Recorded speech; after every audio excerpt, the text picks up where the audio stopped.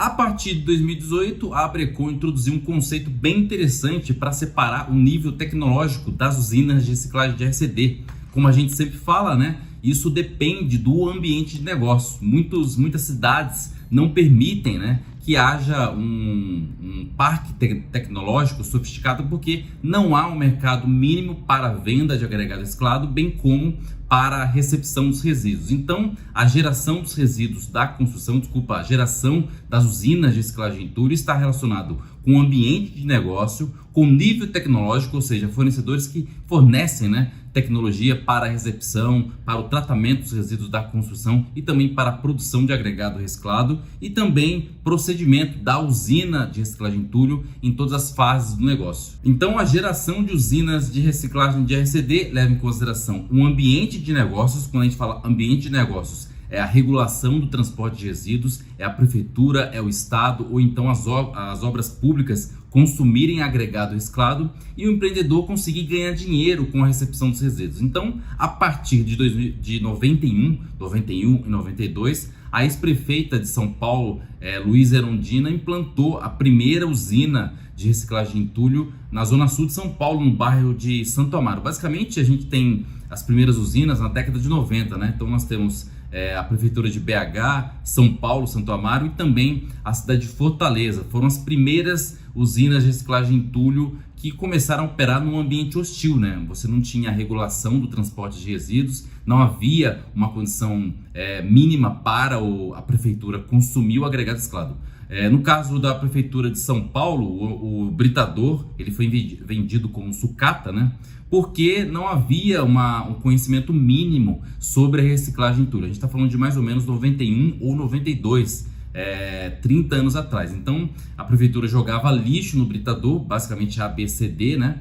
E produzia-se lixo. Então, a prefeitura não sabia o que fazer com aquele material que saía do britador. Veja bem, o conceito de reciclagem de entulho naquela época, 30 anos atrás, era basicamente um britador, ou seja, o britador fazia a combustão do lixo, que não era um material separado, e saía um material com uma densidade menor. Então, o conceito de primeira geração é isso. Basicamente, a primeira geração, né, que vai até 2002, antes da regulação, basicamente antes da resolução CONAMA 307. É um ambiente com predominância de modelos públicos, né?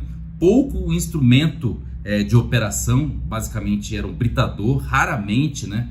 A peneira foi aparecer no início dos anos 2000.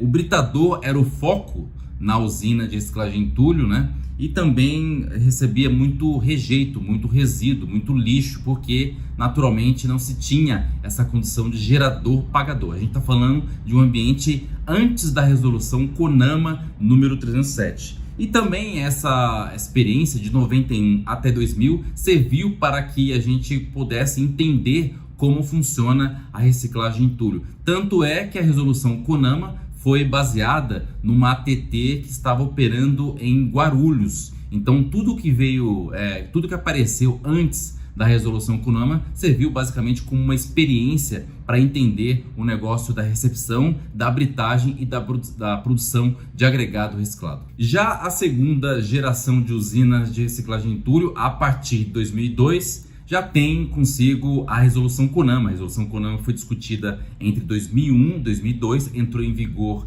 em 2003 e a partir disso, da resolução CONAMA, o ambiente de negócio começou a ficar um pouco mais interessante, visto que a resolução CONAMA foi a responsável por imputar ao gerador a responsabilidade pela destinação dos resíduos. Uma coisa muito óbvia, né? Se você gera o entulho, cabe a você destinar os resíduos. É o mesmo conceito do poluidor pagador. Então, a partir de 2002, houve um crescimento, né? Naquela época, a gente está falando de mais ou menos 50 usinas de reciclagem de entulho no Brasil. Então, o empreendedor viu uma perspectiva de receber os resíduos e também produzir o agregado reciclado. Visto ainda, né, é importante lembrar que esses empreendedores ainda estavam, né, muito relacionados ao processo de transporte, usinas que tinham também a reciclagem de entulho e também a terraplanagem. Outro fato que também mudou o setor foi, além da resolução CONAMA, que entrou em vigor em 2003, foram as NBRs, né, que entrou em vigor em 2004. As NBRs, basicamente divididas em dois conjuntos, né,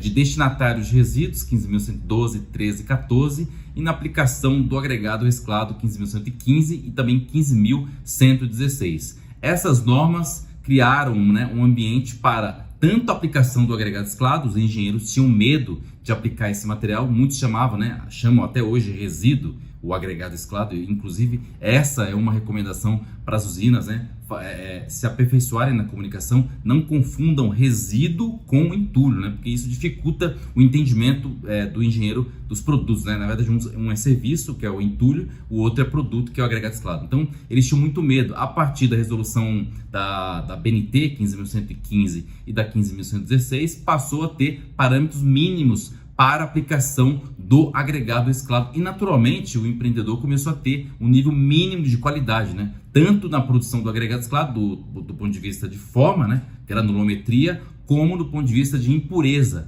Tanto a 15 como a 16, elas prevêem tolerância para a quantidade de impureza no agregado reciclado. É importante lembrar também que a realidade dos aterros clandestinos a partir de 2002 era uma questão que colocava, né, ameaçava as usinas de reciclagem de entulho. Nós tínhamos, naturalmente, a história, né, do Brasil, a história dos grandes centros é repleta de crimes ambientais relacionados à gestão dos resíduos. E a resolução CONAMA, é importante lembrar, ela já estabelecia um prazo para que os municípios encerrassem os aterros clandestinos, né? Então, a resolução CONAMA colocava no horizonte até 2004, né? Só que os municípios não fecharam, não encerraram seus aterros clandestinos. Muitos operam até hoje, né? Na verdade, a grande maioria, se você pegar essa faixa de cidades de 50 mil habitantes até 300 mil habitantes, a grande maioria operam aterros clandestinos, incrivelmente, às vezes, com licenciamento ambiental do órgão estadual. É uma vergonha, né? Mas a resolução CONAMA previa até 2004, os municípios não conseguiram, menos de 10 municípios conseguiram encerrar seus aterros. Esses aterros voltaram, né? Logo, 6 anos depois, a Política Nacional criou o horizonte de 2014, os municípios não conseguiram encerrar seus aterros clandestinos, e o Marco Legal do Saneamento, em 2020, está prevendo que até 2025 os municípios encerrem de vez por todas, né, os aterros clandestinos. Também é uma previsão muito ingênua, né, levando em consideração a realidade do Brasil, e os municípios novamente não vão conseguir encerrar os seus aterros clandestinos. É bom lembrar que o aterro clandestino é um concorrente da reciclagem de entulho. Além disso, é um concorrente da destinação correta, né? A população sofre, o prefeito, a prefeitura, os serviços básicos de saúde sofrem com o descarte irregular de entulho, visto que ele é um mal em todos os sentidos, né? Do ponto de vista social, do ponto de vista ambiental e também do ponto de vista de saúde pública. A história da reciclagem de entulho é curta, né? Nós estamos falando de mais ou menos 20 anos, né?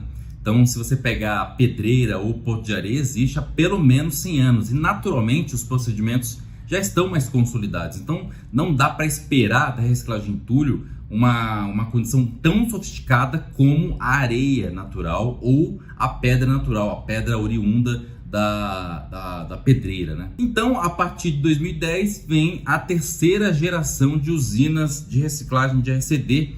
A partir de 2010 surge a Abrecon. A Abrecon foi fundada em virtude da Política Nacional de Resíduos Sólidos, e a terceira geração dá um gás, né? Um estímulo maior para as usinas de reciclagem de entulho. Já nessa época, 2010, o Brasil já tinha mais de 200 usinas de reciclagem de RCD, e a partir disso a Abrecon começou a relacionar as usinas por meio da pesquisa setorial Abrecon. A primeira pesquisa foi em 2013, né? Então, a Abrecon foi fundada justamente para criar unidade do setor. Então, nessa época, cria-se identidade, cria-se uma autoridade no setor, né? Cria-se o mapeamento das usinas de reciclagem de RCD e também uma ação mais efetiva dos órgãos públicos, especialmente os órgãos estaduais, no combate aos aterros clandestinos. Por incrível que pareça, os aterros clandestinos ainda permanecem, né, como uma grande ameaça a gestão dos resíduos da construção. Por quê? O órgão público municipal pede, visto que ele gasta muito dinheiro para fazer a remoção de pontos viciados e também a recuperação dos aterros clandestinos, e não se recolhe o imposto sobre o serviço, né, que é o ISS, sobre o transporte de resíduos da construção. Já a partir de 2010, a gente começa a ver um entendimento, né, visto que a geração está relacionada com o domínio da questão, a gente começa a ver um entendimento mais preciso sobre a reciclagem de entulho, tanto a precificação da recepção dos resíduos como a venda do agregado reciclado.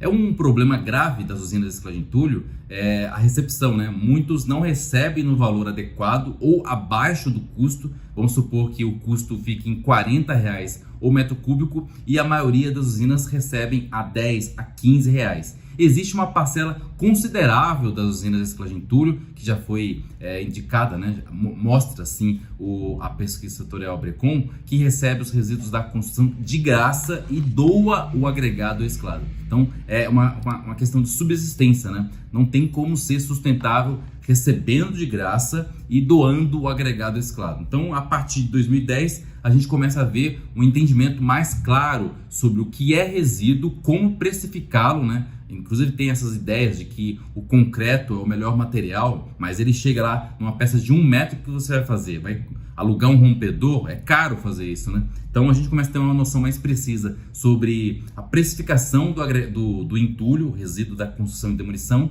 e também sobre a precificação do agregado reciclado. Você que inclusive quer montar uma usina, tem curiosidade sobre a precificação tanto do serviço, que é a entrada, né, recepção dos resíduos da construção, como a venda do material, inscreva-se para o curso de Gestão e Operação de Usina de Reciclagem de RCD. A próxima edição acontece nos dias 20 e 21 de setembro de 2023, a partir das 8 horas. Você pode fazer a sua inscrição pelo site da Abrecon, abrecon.org.br, ou então pelo nosso WhatsApp 11 3862 7118.